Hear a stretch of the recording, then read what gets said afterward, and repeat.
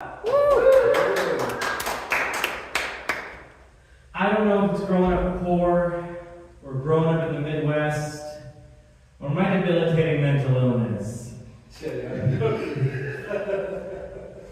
But I feel terrible all the time. I like to tell people I'm into coin collecting, but I'm just poor. I grew up very poor, and my mom never hid it from us. You know, it was always something that was very honest and talked about with us. I remember once in third grade, I asked my mom what the poverty line was. Because you know how kids are super into reaganomics?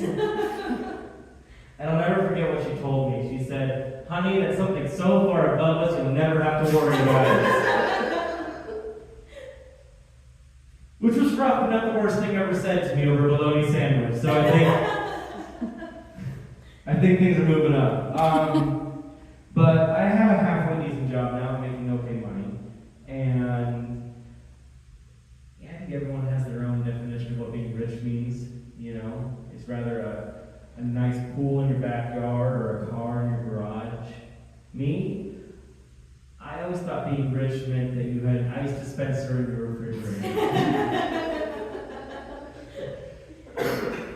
I'm 30 years old and I'm happy to say that I don't have that. But my ice trays come from Target. Thank you. I'm gonna give my mom credit. Like, all of her kids went to college. There's a lot of work, considering that she had twins. And that's a lot of energy because twins spend so much of their time just trying to convince you that they're two separate people. My twin, they dress up. I'm pretty casual. They shave their beard. I grow mine out. This counts. They have a theater degree. I have a future.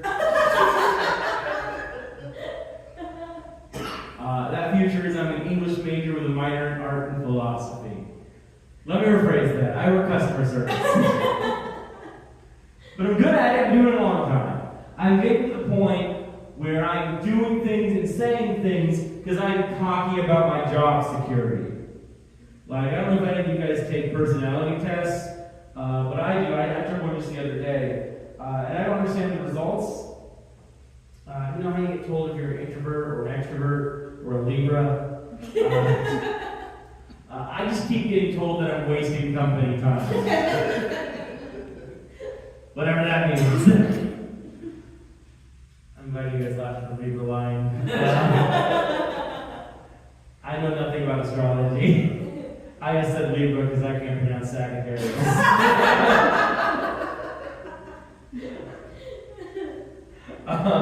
No, I'm getting way too cocky, way too mouthy at work. I told my boss the other day that I'm getting a car, and he asked me, "New or used?" You pay me. You know what it's gonna be. New or used. Stolen! That's what it's gonna be! Now I ride the bus. Sound like I use that car for much anyway. I just go from Target to home. Mostly because I'm not allowed at Walmart. It's not a money thing. I used to have panic attacks, and you can't have panic attacks at Walmart. I just walk up and down the aisles crying. They think I work there. I have panic attacks because I have OCD. And it's very hard to say that because when I say that I have OCD, people have a very specific image about what that means. You know, they think that I'm a germaphobe or I obsess over eating numbers or I host Deal or No Deal, and that's not who I am at all. I'm a judge in America's Got Talent.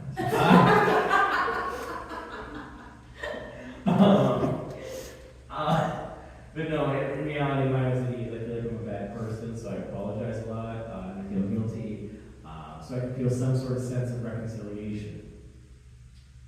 So yeah, I grew up Catholic. I grew up Catholic because I wanted to devote my body and my soul to a higher power that had the answers that I didn't have, which is just a fancy city talk way of saying I cried like Jack Off till I was 30.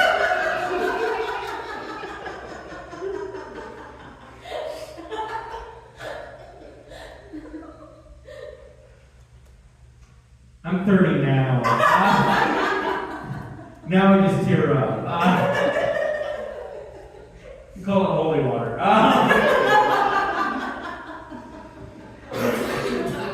I actually lived next to a church, and it was okay. It got a little weird. It got to the point where everyone else was calling him father, and I was calling him daddy. And that's when I left the church. I still get messages from my priest to come back, but it's just basic stuff like, hey, you up? This is my body, and I give it up for you. He is risen. I thirst. Anyways,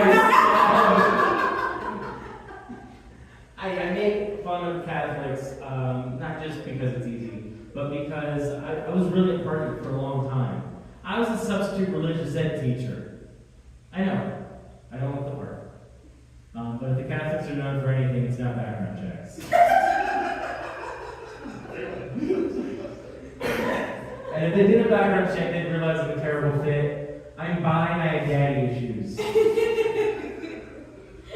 Which means I don't know what to feel when Father doesn't come.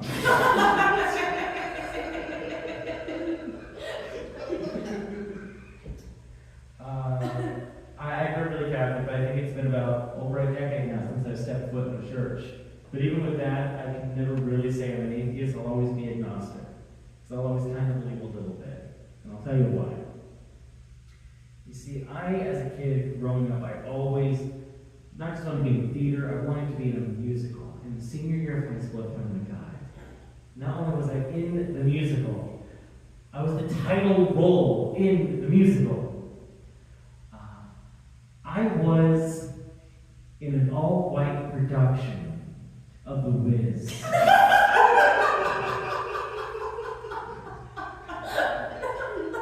Look at me. I don't look like I belong in that. I say that people usually immediately start asking me questions like, did they know? I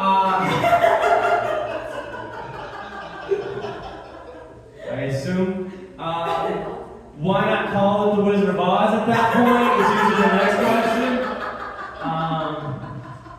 And then they get to like the heart of the matter. They ask, "Oh, did you go to a predominantly white school?" No, I did not. I went to a school with over 300 students. 11 of them were white. I was one of them. We put on an all-white production of The Wiz. I was The Wiz. Someone saw me cry my way through this little light of mine and went, that's a Richard Pryor.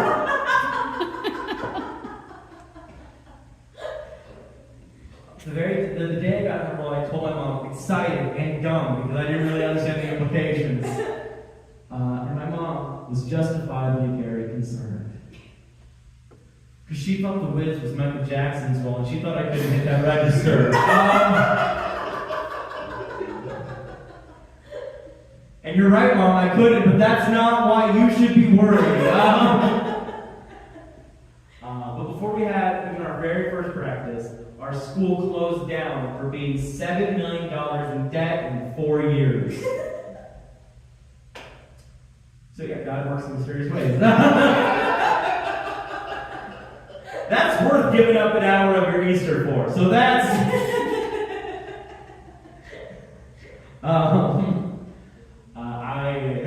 I had a lot of dreams growing up. I wanted to be a superhero. I wanted to be a truck driver. And I wanted to meet my dad. I'm kidding. My dad left when I was 8. I know who the bastard is. Actually, me and my twin, we played a little game, and that game is called When's the Last Time You Saw Dad? And the winner is the one who forgets or starts crying. I'm a regional champ. I'm holding that win streak down. I lost my grandma when I was 8 years old. Turns out she was in the bread aisle.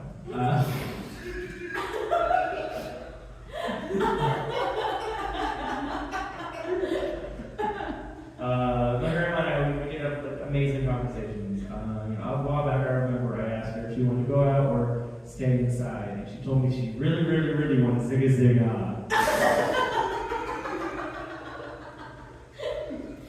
She wasn't the same after the stroke.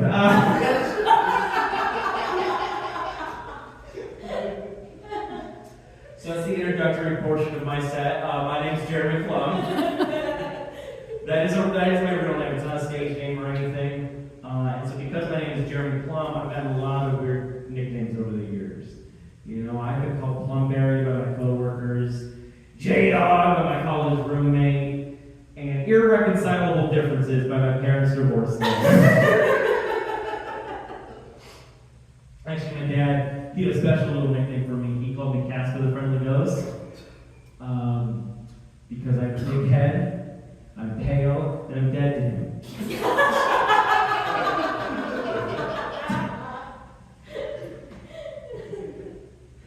I assume my dad gives me a nickname because he doesn't really sometimes remember a lot of details.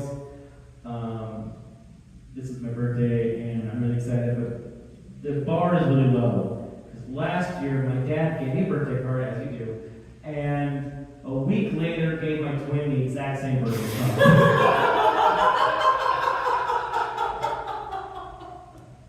So on one hand, my dad does not know how twins work, but on the other hand, fuck it, 2 trips to Olive Garden. Because at least when I'm there, family.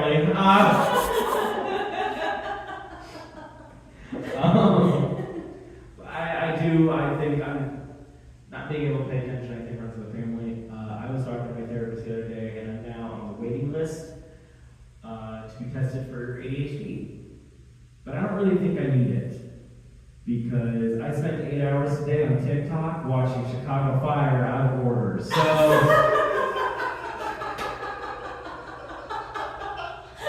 let's just use that instead.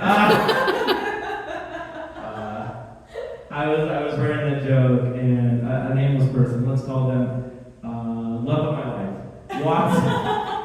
walked up to me and went, "Hey, you know Chicago Fire and Chicago PD take place in the same universe?" Yeah, right? Chicago's real.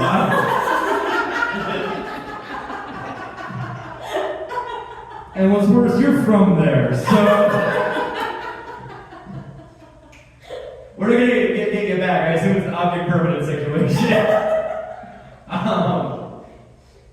But my TikTok is ruined. My TikTok is now just clips of Chicago Fire and conspiracy theories. I love conspiracy theories, only the low-stake ones. Like one that I just saw recently is somebody saying that Stevie Wonder isn't blind. Who's that for? Conspiracy theories are meant for crazy racist people to make answers out of things they don't understand. And what big questions are being answered with, "Hey, you know the guy from Sir Duke? He can wear those inside." But my favorite conspiracy theory is about who shot JFK. Because in my mind, it's not like the Cuban government, it's not the CIA. It was the Secret Service that shot JFK. Lee Harvey Oswald, he took the shot. Secret Service agent turned around, got nervous, bang, ruined Jackie Zo's dress. Like, that's...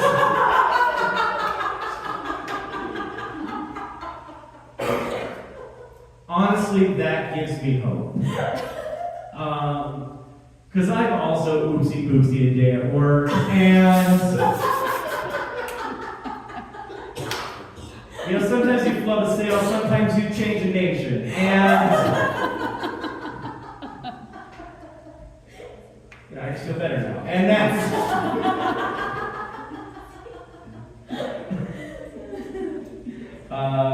but yeah, because of the potential ADHD and the OCD OCD, my brain is spending a lot of time on things that don't matter and not a lot of time on the stuff that's in front of me. And I can't think of a better example than about 5 years ago. My grandma was in hospice, and I spent as much time as I can driving up to see her for what could probably be the last time. And I remember this one time, I like to have a little sweet treat, and I spilled some ice cream all over my shirt. But don't worry, I was a Boy Scout, so if they taught me anything, it was to be prepared. That and keep your mouth shut. Not always in that order. So I get up, I go get a shirt from the trunk of my car, which fulfills both of those rules. And I change and I walk into hospice. And it isn't until I get right up and see my family that I realize I'm wearing a baby blue shirt with canary yellow words that say, "It's been nice knowing you."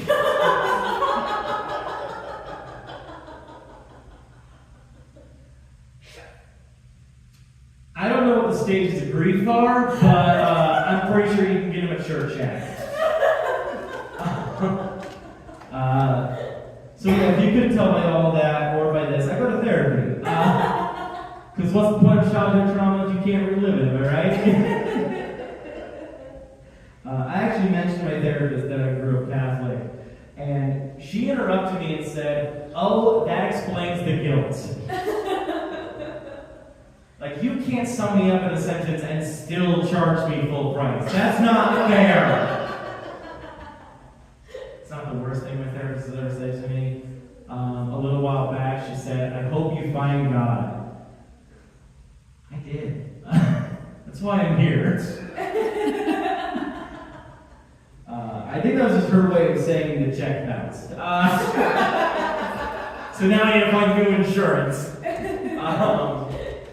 But I did learn some good things going to therapy. I learned I get a lot of my anxiety from my mom. And I remember she always took things to the biggest conclusion. I remember once I scraped my knee and she ran up to me and went, Jeremy, you better wash that out or it's going to get infected, you're going to go to the hospital, you're going to get sick, and then you'll never see mom or dad again. Well, I didn't wash my knee out, and a year later my dad left us. So, she was half right.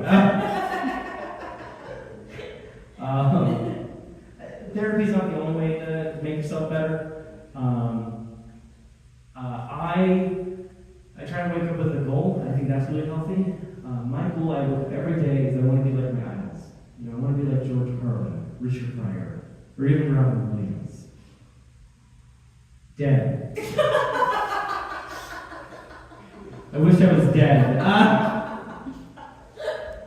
Fun fact, that's actually the first joke I ever wrote 9 years ago. And I was doing it at a club called the Shark Club Lounge in Omaha. And a guy stands up in the back, kind of where the tech is right now, and yells, "Hey man!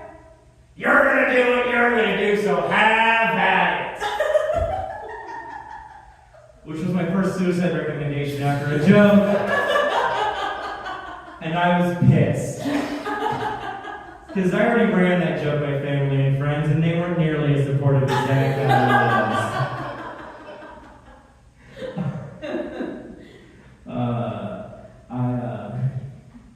I guess I do have a lot of dreams. I've never found love in a hopeless place, but I did have sex in Indiana, so that counts.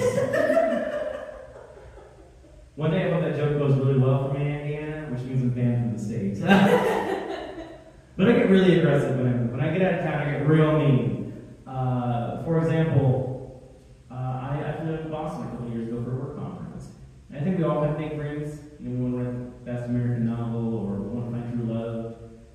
I wanted to pick a fight in Boston. And I'll tell you why. The day I flew down, it was a Monday. The Patriots had just beaten the Falcons in the Super Bowl that weekend. No group of people that annoying should be happy. So I did everything in my power to have what I like to call a Celtic shanking. A drive-by Duncan. A suicide in Boston, if you will. Some of you might be thinking, Jeremy, Isn't a suicide by Boston just a suicide by cop? Statistically, yes. But there they call it an Irish goodbye. So, can you guys believe that the guy that says all this shit has gone through love? Because I did. I found the love of my life on Bumble in a pandemic. And I think the only reason why I was able to find her is because I had a really great dating profile. You know, I describe myself as a dog of a man. I have a ton of energy. Loud noises scare me. And if you put peanut butter on anything, I'll lick it. I think what makes our relationship great is we have the same standard of life. Never once have either of us said, "Oh man, we're going to Chili's." It has always been, "Oh man, we're going to Chili's." Because we're fucked up on a Tuesday. That's called common interest. I also think that my partner, she accepts me for all my flaws. You know, all my faults. I smoke cigarettes, and I smoke with a Kurt Cobain lighter. And I like to tell myself it's for the ironic reasons. You know, buying a commercialized Nirvana product was everything he stood against for, man. But that's not true. It just goes really well with my Courtney Love crack pipe. I'm glad you guys laughed at that. I'll have you know that joke killed in 1994.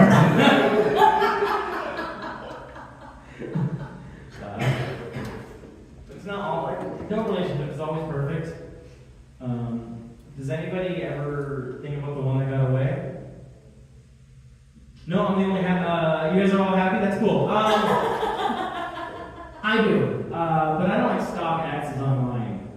I Google pictures of the KFC Double Down, and I like to think what the life that was.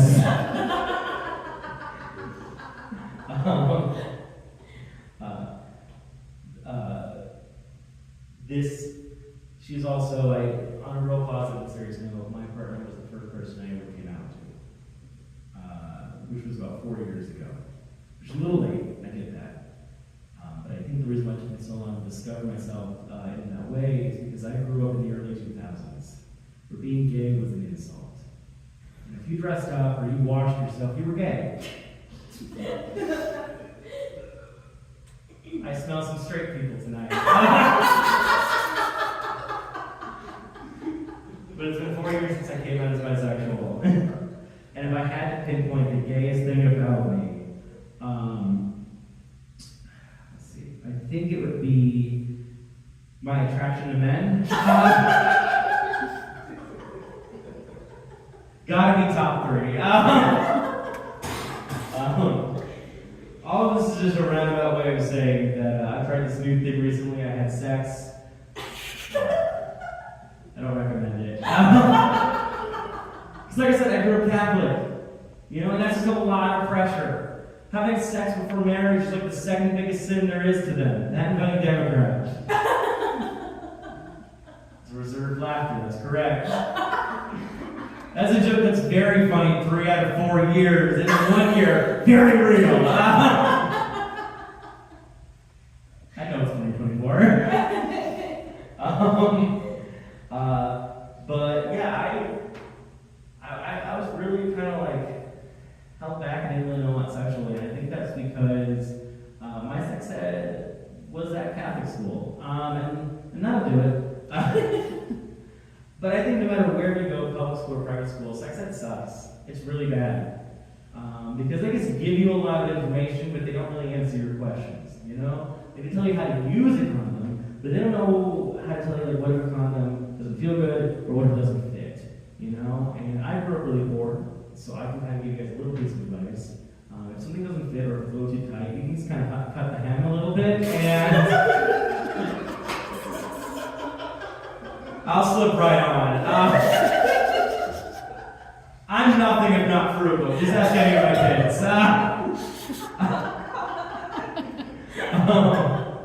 But no, sex ed gives you like a lot of information and no follow-up.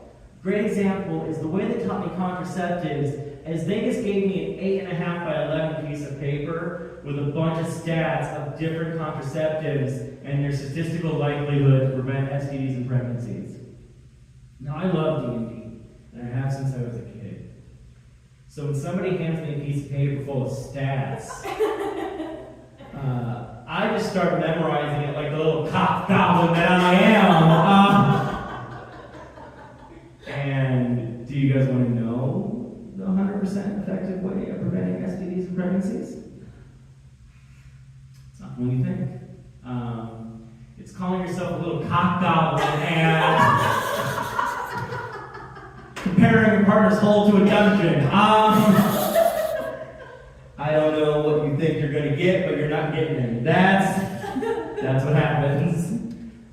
So yeah, I guess I hadn't had to fend for myself to learn about this. I had to learn by looking at a magazine rack, which is a sentence that doesn't make it to the year 2002. It's one of those sentences like, hey, can you get the landline? Or, oh, look, the World Trade Center.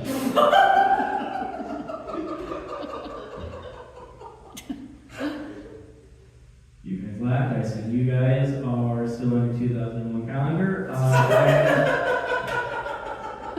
And I spoiled it. I'm sorry.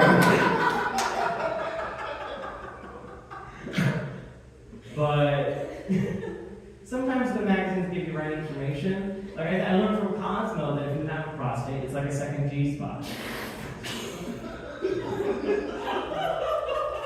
Yeah. We're going to learn, I know. But I don't care what Nickelodeon has told you. That's the legend of your hidden temple right there. Put a silver monkey right out there. You're going to feel real good. You have to do it in parts, though. And they never fit in just the first way. You have to twist it a few times. Anyways. I think the only honest way of having a sexual conversation in America is you need to work in any kitchen, ever. Because I heard the best sex advice I ever got was at a pizza shop in Benson. I was a dishwasher, and the guy next to me was also washing dishes, and he turns to me and says, eating pussy is like making pizza sauce. If you want to show you care, put a little time into it. He was right, and a little gross. It was great advice. If I wasn't fired the next day, I might be able to look my partner in the eye during. That's how good it was. Speaking of finishing, has anyone finished their New Year's resolutions? I have. My New Year's resolution was simple, it was modest, it was to finish a book. And I got to finish it in a 6-hour car ride. It would have been 4, but the passenger wouldn't stop screaming.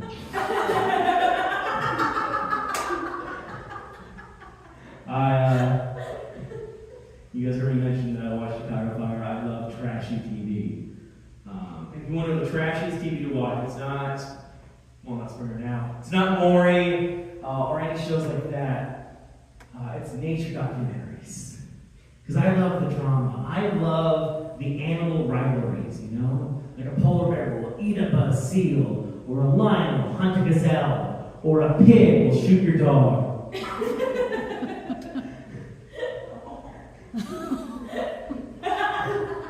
I am fascinated with animals. I'm particularly fascinated with the way tortoises fuck, which is why my friends don't invite me to the zoo anymore. Because what happens is, like, the male gets on top of the female, and he makes a noise like a deflated Italian. You know, it's just,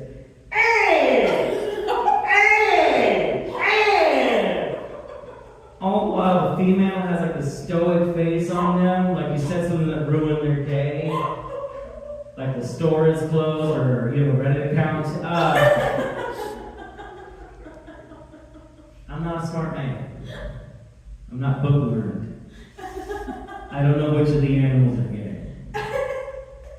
But I know those tortoises are straight. Because I've been in a small town in America and some pa's giving it to some ma just going, hey! Hey!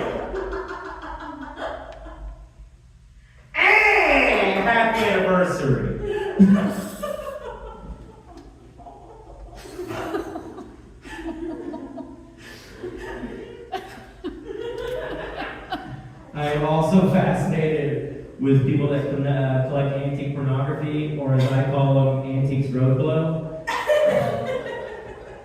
Because they're an intense group of people. A little while back, a guy dropped $10,000 on video of JFK giving Marilyn Monroe giving a blowjob. People think it's from former President JFK because of the opening of the urethra tract on the top of the sexual gland. Let me rephrase that. You can tell it's JFK by the hole in his head.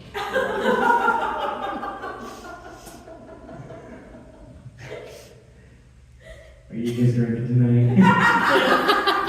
Yeah? Thank God, it's how we make our money. It's not with this shit. You know, there's actually a beer in Europe made with the yeast of a vagina. I bring that up not just because I'm not invited to parties.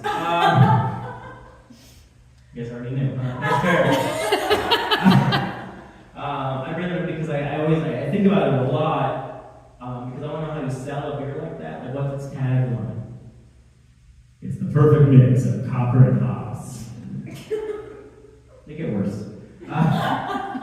It's a beer you say you drink all the time, but really only on your girlfriend's birthday.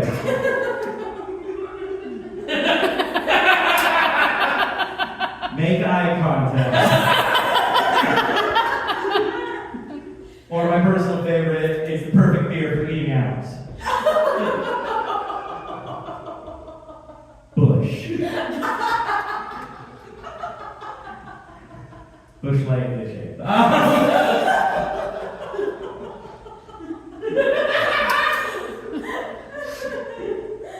Fucking dumb.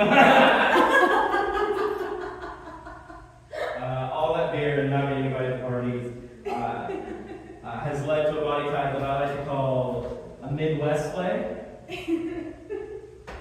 Which means I'm not very pretty, but I have Husker tickets. It's the only joke in my set that's cheaper every year. Again, this is the body type I'm bringing. You've heard me talk for a little while now. So if I can ask you guys a personal question. What about this says, please offer me Coke? Because that's happened a lot. And you guys have already heard the ADHD stuff. You're pretty sure it won't work. I don't know what I bring to the table that has people screaming, I want to hear this guy talk faster and pitch his Muppet movie idea.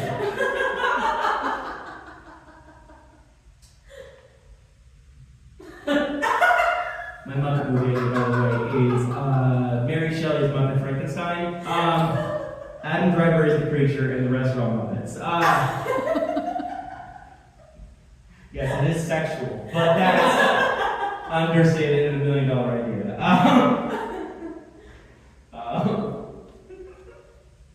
Do you guys believe that I teach this? I teach stand-up. Aaron was my student. Yeah, give it up for Aaron. But is there any other artists here tonight? Like anyone that does like any like crafts or whatnot? Ooh, okay, great. Well, if I had to give advice to any other artists in this room, that would be do drugs. Just a little bit. Find out if you're the artist that's better on drugs. We don't like to admit it, but that's true. There are artists that are better on drugs. You know, imagine Stephen King without Coke. Imagine Snoop Dogg without weed. Imagine me without antidepressants. I'll give you a good example. My scoutmaster, he was a drunk every day in his life, but he changed mine forever. You know, if he had taught me all the knots, I wouldn't be here today.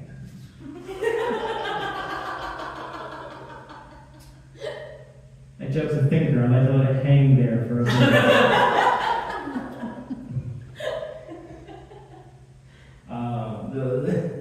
The one thing I do kind of hate about stand-up, I'll give you an example of. I was doing a show and I thought I was killing it, like tonight, but not. And hardest laugh of the minute, that hurt. But a guy comes up to me and says, "Hey man, this bar is great." Do you know any of the real comedians? That hurt, but not as much as the no I said immediately afterwards. Because the thing that I hate most about stand-up, and I think any stand-up hates the most about comedy, is backhanded compliments. And they can sound something like, "Hey man, I thought it was great it just went on stage," or, "You know, I actually thought you were funny," or, "I guess at the end of the day, you're still my son." Things that sound nice, but are really mean, Dad. We're getting to the end of my set, and so I'm making a lot of jokes about my dad. Mostly because he wasn't there. And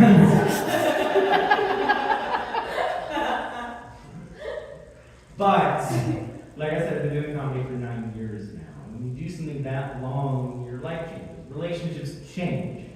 I now talk to my dad. We have a pretty good relationship. And now he comes to all my shows and sits in the front row. Not tonight, but like on a different night.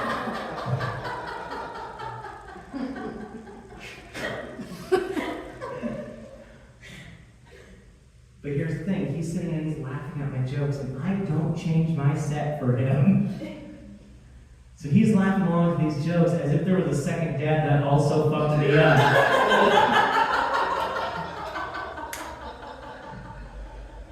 Like, yeah, Dad, we can both agree. Fuck Steve, right?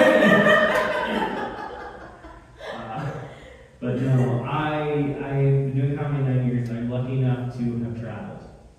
And my favorite thing about leaving Omaha is starting to come into Omaha now, and you guys get to experience the thing I love the most, which is gambling billboards.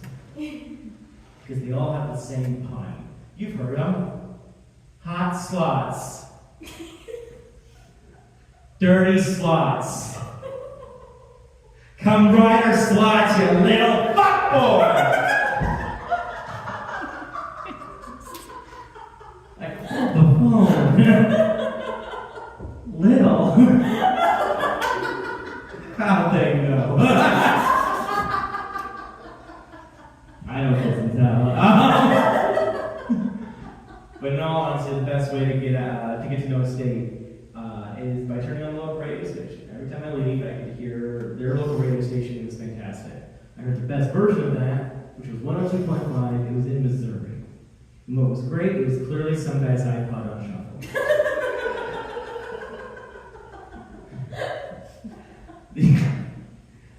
The lineup was, "What If God Is One of Us," "Boulevard of Broken Dreams," and "Come On Eileen."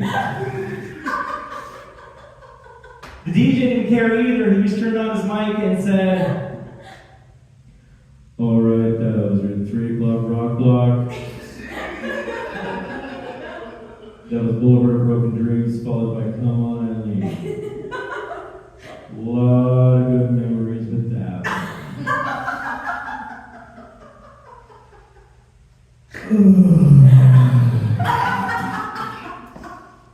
Anyway, here's Rod Stewart. What the fuck was that? What type of memory is that? What did he do with it? Leave that kid down! Guys, I stayed in Missouri another hour, which is asking a lot. Just to hear what other bullshit he had left to say.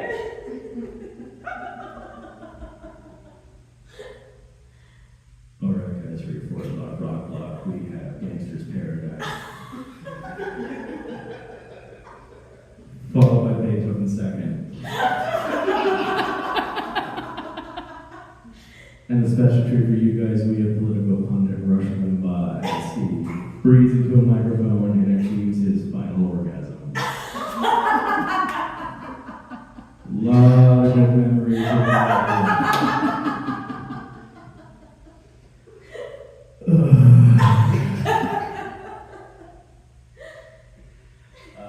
I wrote that joke about 5 years ago, and it wasn't very funny. Then Rush Limbaugh got sick.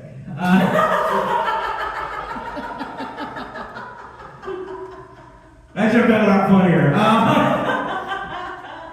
Guys, then he died of cancer. answer. Now it's my closer. So, but guys, you guys have been amazing. I'm so happy you guys showed up for this. There's so many other options you guys can come to, and I really appreciate this. It's my dream to really kind of close out and run about 45 minutes of material, and you guys let me have that. So thank you so much. You can give it up for yourselves. I love stand-up comedy so much because I get to open up and kind of say my truth to people, and it feels like one of the last art forms where you can truly be yourself and not worry about money or anything like that. So before I go, I'm gonna stop being funny or being witty or take my pills. You know, can I just take a moment and share my truth with you guys for a little bit? Thank you. Most of the people in the back, but thank you.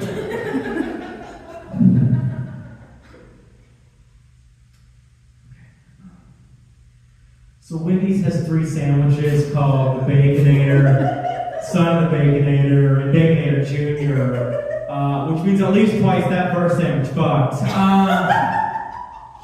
I'm not, listen, I can see you looking at me. I'm not saying it to be crass or dirty. I'm saying it because I'm correct. You know, when your name is the Baconator, you don't make love. You fuck. You pump it and dump it. Or as Wendy's founder Dave Thomas once called it, grease it and release it.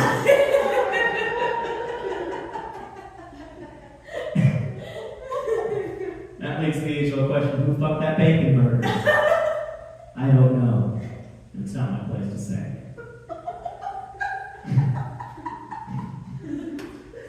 But it is called a loaded baked potato for a reason. Am I right? Because the cum, you see? Alright guys, that's my time. Good night!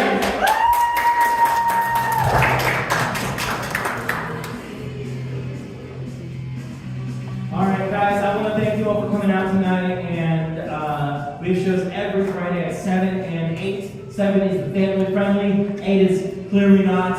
And so take your mom, take your grandma to the 7 o'clock show, and we'll have fun with her, and take her to 8 o'clock show and we'll fuck her up. I'm not joking, I do teach stand-up, and I'm sorry, but our second week actually starts on Monday. And you can join in, you get to perform comedy here. Tickets are only $150, and you get to be on a show. And free shows you can watch for the rest of your life. And with that, guys, thank you. Drive safe. Good night.